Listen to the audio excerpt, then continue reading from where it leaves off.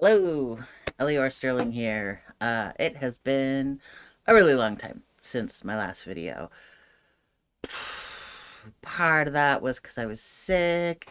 Part of that was because I've been just frustrated, depressed. This pandemic year, these pandemic years have just been a lot, a bit much. Yeah. I mean, that's not just for me, that's for everybody, right? So you can probably relate, unless you're like watching this 20 years from now and you're 15 and you have no idea what I'm talking about. That'd be cool if this is like around that long, whatever. Blah, blah, blah. I'm gonna stop rambling now and tell you what's up in my life. Well, first of all, here we are. It's December 7th, 2021.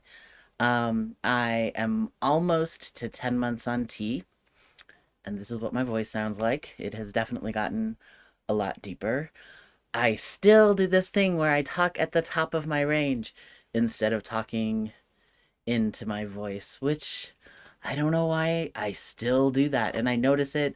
Sometimes I do it more than other times. I also notice that my voice kind of changes from day to day. So sometimes I sound really like this, and sometimes I sound more like this, and sometimes I just crack all over the place. So, yeah, it's like being 12. Uh, yeah, and I share my house with a 12-year-old, the oldest of my grandchildren as well. So we make a lot of jokes about how we're just going through the same things. Yeah. What else? I started working on a series of videos teaching the Linux command line. I did it for about 2 weeks. I had intended to do it every, 5 days a week. But then I got really sick, not with COVID, thank goodness. Knock on all the wood. I don't think that there's any real wood in here, but this is sort of wood. Yeah. Um, yeah, but I uh, got pretty sick, kind of had a cancer scare, um, which also made me super stressed out, which sent my blood pressure up, which I've never ever had high blood pressure before, so that got me a little bit scared. Luckily, after the whole cancer scare was over, really quickly within like 5 days, my blood pressure went back to normal. So it was clearly stress related. um, but I'm still in this situation that I need to get a hysterectomy. Not for transition related purposes. This isn't about like some people are worried that you need to get a hysterectomy so you won't get uh you know cervical or endometrial or ovarian cancer later down the line. But the WPATH recommendations no longer recommend that because really, as long as you're getting proper treatment and checkups on a regular basis, um, you shouldn't have any more problems than you would if you hadn't gone through transition. No, I am doing this because I have been bleeding nonstop for basically all of 2021. I've had a few days that I didn't bleed in 2021. They were the exception, not the rule. Every time they ask me, when did your last period start? I'm like, uh, March? I mean, it depends on how you count it. Yeah, so, um, I think I may have talked about this in a previous video that, I'd been having bleeding issues before I started T, and we just thought that it was because of the because of being old, menopause, perimenopause. But no, wasn't just perimenopause. When I started on T, it actually got worse, not better. So then they put me on progesterone, which improved the situation but didn't stop it. And then after about a month and a half of being on the progesterone, maybe 2 months in, it actually stopped helping at all. Just no help. And things have just gotten progressively worse.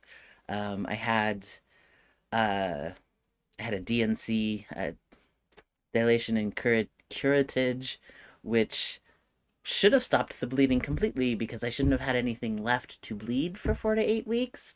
But no, I didn't. I that didn't even give me a single day off. Um, so yeah, next step is a hysterectomy. Um, I should probably put a trigger warning at the beginning of this. I'm going to be talking about that stuff. Anyway,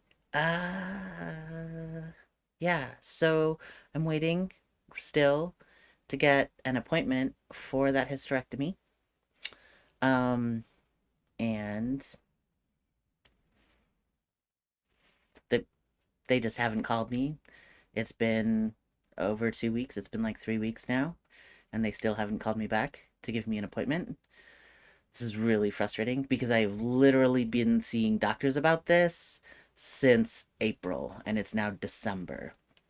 I mean, the first time I spoke to doctors about this was back in March, and that's when they put me um, on the progesterone, right? Uh, but yeah, like since April, I've been getting all of these tests and stuff like that, and it's just it's taking so long.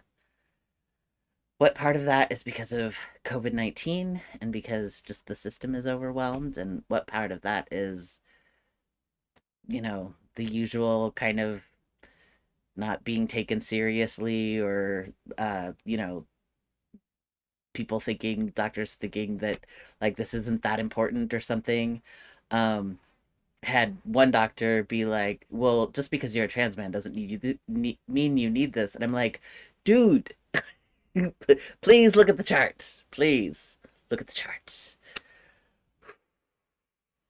I have a lot of medical trauma in general, so dealing with this is not easy at all. And so I'm really doing some work. I had therapy for a while, but unfortunately, my therapist just left the agency that she was at, and the new therapist hasn't come on board, so I don't have a new therapist yet. I don't know how long I'm going to be before I get a new therapist, either through that agency or somewhere else. But talking with her really helped me to like face the medical process. Yeah, and family has been really helpful. Thank goodness for my son and my daughter-in-law, who are they are both treasures, really. Absolutely. So the other thing about transition is just dysphoria. Obviously I still have not had top surgery. I still don't have a date for top surgery either. And right now the priority is get the histo, then top surgery. Um, I wear a binder almost every day, but it does cause me problems. Like it's actually been causing me skin problems. I get rashes if I wear them. Well, not like rashes, like bumpy rashes, but like dry skin patches. If I wear the binder every day, all the time. So, like today, I'm taking a day off, and you can't tell because I'm sitting so that you can't. But like if I stand up, yeah. So even with the dark clothes, which kind of helps to hide things, really, I do not pass. I don't really pass even with a binder on, but with a binder and like a hoodie that's zipped up, I just look like a really fat guy. So then sometimes I pass. I was really happy when people stopped saying ma'am and started saying ma'am, I mean sir, or sir, I mean ma'am. Like the confusion is a step in the right direction. I'm really looking forward to someday people will look at me and just say sir. By the way, I do not shave. This is me on T, still like no facial hair. Also, you'll notice I don't have arm hair. I'm not going to show you my butt, but everybody talks about the butt hair. I've got none of that. I've got no hair on my legs. I've got a few hairs, like random, like one hair here, one hair there, like down the line on my belly, but it's not like real hair growth. It's just like just a hair. Uh, so that thing that everybody talks about, like, as soon as you get on T, you're gonna start growing hair. Sometimes not. Sometimes not. I wish that my big brother, who was my mother's son, my dad had three sons and my mom had one son, and I'm the only kid between the two of them. I wish that my brother, that was my mother's son, was still alive today so that I could ask him about his experiences in puberty, because I think that that would be very informative to me. Um, but yeah, unfortunately, he passed away in 2015. Uh, but I'm sure that he's like floating around as a ghost, laughing his ass off at me, because that's the kind of big brother he was. Uh, yeah, so holidays were awesome so far. We had a great Hanukkah here at the house. Um, I got some cool gifts for the kids that they really enjoyed. And one of my granddaughters came over to me and told me that she really loved what I got her, and this was the best Hanukkah ever, which completely made my day. Also, the 3-year-old opened up her present, and when we like put it together, it was a like a model Dyson vacuum cleaner. Um, and she opened that first on the last night of Hanukkah. And once she opened that and we put it together, she just walked off and started vacuuming the house and forgot that she had any other presents. We had to call her back, like, no, no, come back. You have more stuff to open. There was a Switch and video games that the kids like. And she was like, I don't care. Um, you might think the 3-year-old wouldn't care about the Switch. The next day, when the Switch was set up and the games were there, she very much cared about it. But at that moment, she really just wanted to vacuum, which, yay, win. So that was awesome. And Thanksgiving was also cool. My daughter-in-law's brothers and the wife of one of her brothers came over for Thanksgiving. It was the first time I got to meet them. I'll be honest, they'd been kind of dickheads in the past towards my son. So I wasn't super fondly whatever. I wasn't super looking forward to all of this. But I mean, they had stopped being dicks to my son.